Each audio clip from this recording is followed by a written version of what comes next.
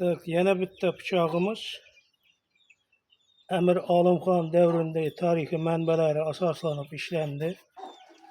Bu yan 12 S27 nержавеющий metaldan.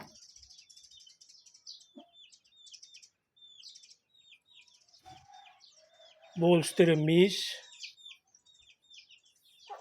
dub, temlek koyulgan, nakonечники duralumin, bıçak 17 santimetre, kalınlığı bunun eni 5,5, kalınlığı 3,2.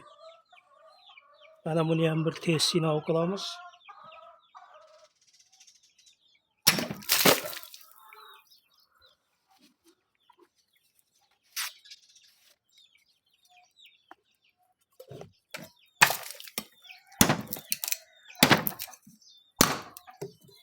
Bana bıçak. Otun çapkandan şeyine